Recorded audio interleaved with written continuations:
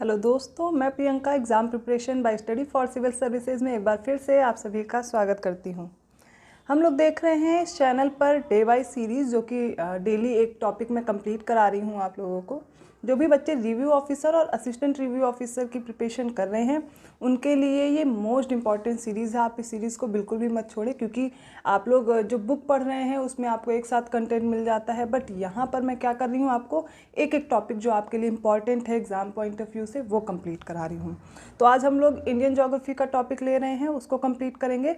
पर उसको स्टार्ट करने से पहले मैं आपको बता दूँ, अगर आप review officer, assistant review officer, UP triple S C PET exam या फिर यूपी पीसीएस एग्ज़ाम जैसे किसी भी कॉम्पिटिटिव एग्ज़ाम की आप प्रिपरेशन कर रहे हैं तो ज्वाइन कीजिए स्टडी फॉर सिविल सर्विसेज का पेड कोर्स, जहां पर आपको कंप्लीट प्रिपरेशन कराई जा रही है सिलेक्शन वाली। ज़्यादा जानकारी के लिए आप डिस्क्रिप्शन बॉक्स में दिए गए नंबर पर कांटेक्ट कर सकते हैं।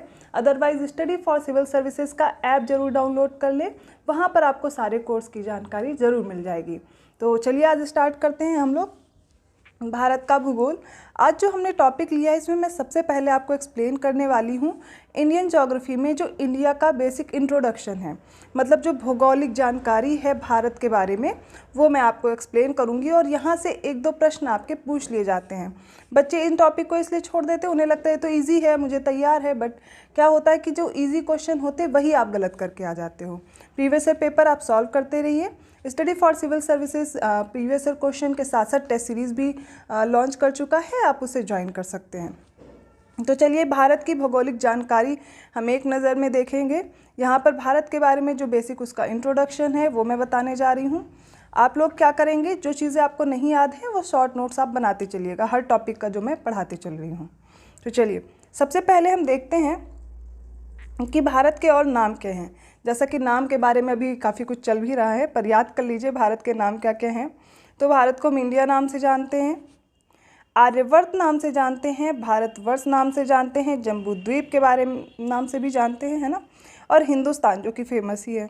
तो भारत के सारे नाम आपको पता होने चाहिए। अब आप ये मत सोचिएगा कि मैम देखिए क्या बता रही है, अब छोटे छोटे नाम बता रही हैं भारत के, हमें नहीं पता क्या। जो एक इंट्रोडक्शन है वो पता होना चाहिए, इसलिए मैं एक एक चीज़ें आपको कवर करा रही हूँ। अब बात करते हैं भारत की जो कैपिटल है या राजधानी है वो है नई दिल्ली। इसके बाद याद रखिए जो राष्ट्रीय जलीय जीव है भारत का, वो है गांगेय डॉल्फिन। तो राष्ट्रीय जलीय जीव क्या हो गया, गांगेय डॉल्फिन। और जो राष्ट्रीय आदर्श वाक्य है वो क्या है, सत्यमेव जयते। अब आप लोग कमेंट करके मुझे बताएंगे सत्यमेव जयते किस उपनिषद से लिया गया है। ओके, अगली है राष्ट्रीय नदी, याद रखिए गंगा है। राष्ट्रीय पशु है भारत का बाघ। राष्ट्रीय पुष्प है कमल। राष्ट्रीय विरासत पशु है हाथी। राष्ट्रीय ध्वज तिरंगा है। राष्ट्रीय पक्षी मोर है।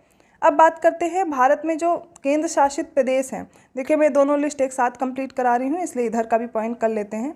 आपको याद रखना है भारत में केंद्र शासित प्रदेशों की संख्या कितनी है, 8 है, ठीक है। और क्षेत्रफल की दृष्टि से विश्व में जो भारत का स्थान है वो 7वां है।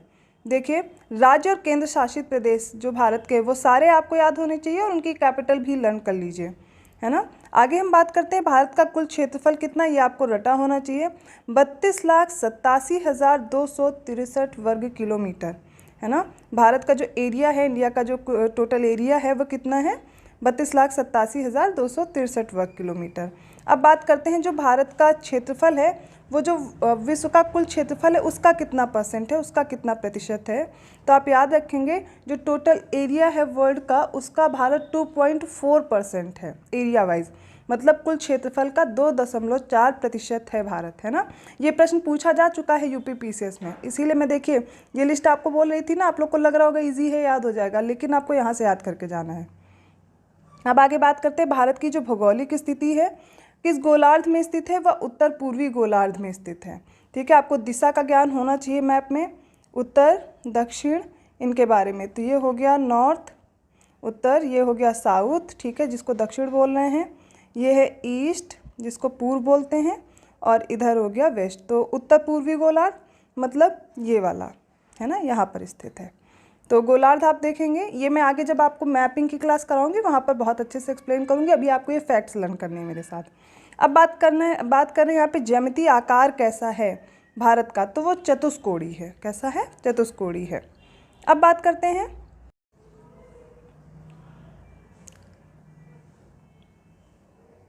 जो भारत का देखिए राष्ट्रीय पक्षी है वो मैंने मोर बताया, राष्ट्रीय चिन्ह है अशोक स्तंभ, और राष्ट्रीय गान सबको याद होगा जन गण मन है। राष्ट्रीय गीत नेशनल जो सॉन्ग है वो वंदे मातरम है। राजभाषा हमारी हिंदी है, और जो लिपि है राष्ट्रीय लिपि है वो देवनागरी है। अब बात करते हैं जनसंख्या की दृष्टि से विश्व में क्या स्थान है भारत का। हम लोगों ने एरिया वाइज देखा, भारत किस प्लेस पे आता है, 7th रैंक है। बट पॉपुलेशन वाइज बात करेंगे, इंडिया की रैंकिंग कितनी है, 2nd नंबर पे आता है आफ्टर चाइना, मतलब चीन के बाद भारत का दूसरा नंबर है जनसंख्या की दृष्टि से।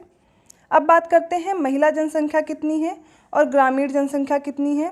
तो यहाँ पर हम लोग बात करते हैं अब जनसंख्या की, वो हम देखते हैं महिला जनसंख्या 58,75,84,719। बस ये नंबर आप एक बार डिजिट देख लीजिए, आप बार बार देखेंगे तो आपको लर्न हो जाएगा। ग्रामीण जनसंख्या की बात करें वो कितनी है, 83.737 करोड़, मतलब 68.8%, 68.8% टोटल परसेंटेज की ग्रामीण जनसंख्या है। ठीक है। अब जो 10 की जनसंख्या वृद्धि दर है वो 2001 से 2011 तक काउंट की जा रही है, वो कितनी है, 17.7%। कितनी है, 17.7%। देखते हैं जनसंख्या घनत्व क्या है, ये भी बहुत बार पूछा गया प्रश्न है। यह 382 व्यक्ति प्रति वर्ग किलोमीटर, मतलब प्रति वर्ग किलोमीटर में 382 व्यक्ति रहते हैं। तो जनसंख्या घनत्व याद रखिएगा, भारत का कितना है, 382। अब भारत में कुल पुरुष साक्षरता दर कितनी है, 80.9%। कितनी है, 80.9%।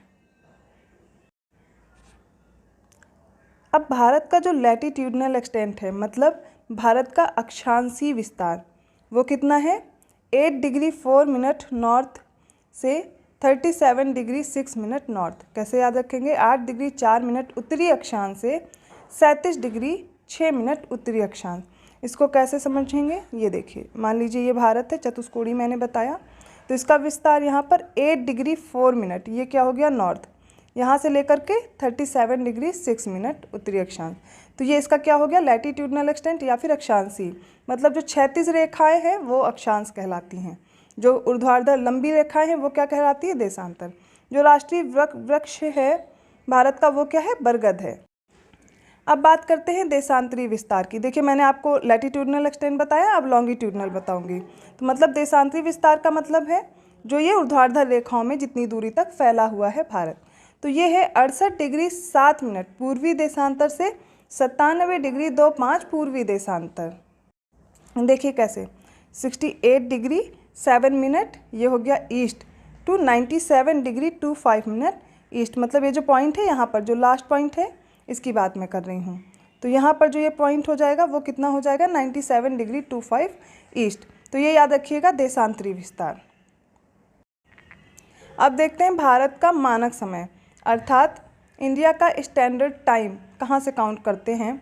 उसके लिए हम लेते हैं 82.5 डिग्री जो पूर्वी देशांतर है, जो कि भारत को बीचों बीच से काटती है, वो रेखा ली गई है। ये इलाहाबाद के समीप नैनी एक जगह है, वहाँ से हम समय को काउंट करते हैं। और जो ये ग्रीनविच मेरिडियन लाइन है, जो ग्रीनविच माध्य समय है, वहाँ से ये 5.5 घंटा आगे है। समय याद रखेंगे, 5.5 घंटा आगे रहता है वहाँ से।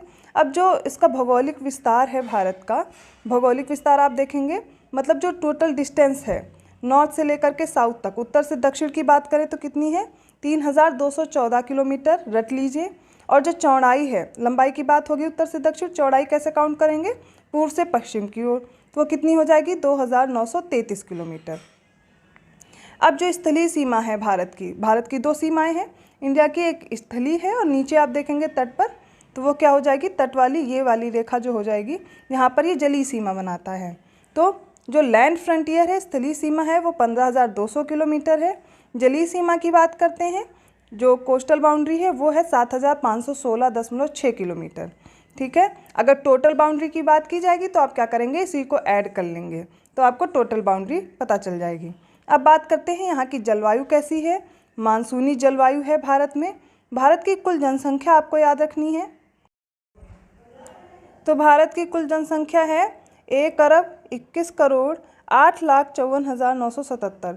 मतलब ये विश्व की कुल जनसंख्या का आपको परसेंटेज याद रखना है बहुत अच्छे से। वो कितना है? 17.5%।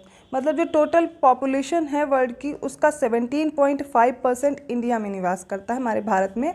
पूरे विश्व की जनसंख्या का 17.5% जनसंख्या रहती है। अब जो बड़े बंदरगाह हैं, कुछ मेजर हैं कुछ माइनर हैं, माइनर बहुत सारे हैं, पर आपको मेजर जो बड़े हैं वो बंदरगाह याद रखने हैं। वो कितने हैं? 13 हैं। संख्या में कितने हैं? 13 हैं। अनुसूचित जाति की संख्या आप देखेंगे जो टोटल जो संख्या है उसका 16.6% है। भारत में जो पर्वतीय विस्तार है वो कितना है? 10.7% है, 10.7%। ठीक है।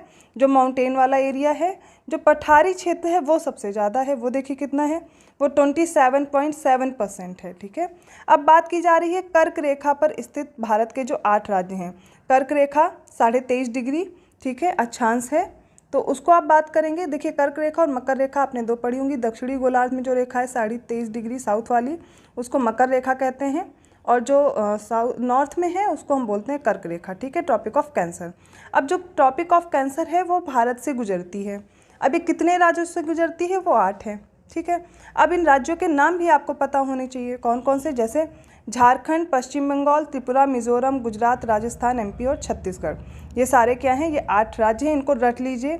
ठीक है। आप चाहे तो सीरियल वाइज भी लर्न कर सकते हैं इनको, जैसे कि राजस्थान, गुजरात, एमपी, फिर उसके बाद आप आ जाएंगे झारखंड, पश्चिम बंगाल, यहाँ पे छत्तीसगढ़ हो जाएगा, झारखंड, छत्तीसगढ़, पश्चिम बंगाल, त्रिपुरा और मिजोरम। यहाँ पर प्रश्न इस तरीके से बनता है कि भारत में जो कर्क रेखा गुजरती है वो किस राज्य से होकर नहीं गुजरती है, ऐसे प्रश्न बनाते हैं। तो आपको ये 8 राज्य पता होने चाहिए जहाँ से गुजरती, तो आप आसानी से एलिमिनेट करके आंसर निकाल लेंगे। तो ये रही जानकारी भारत के बारे में, एक सामान्य सी जानकारी जो आपको पता होनी चाहिए। इससे रिलेटेड जो प्रश्न अब आपके आएंगे वो आसानी से आप हल कर पाएंगे। इसी तरह के और वीडियो के लिए जुड़े रहिए exam preparation by study for civil services. मिलते हैं अगले वीडियो में। धन्यवाद।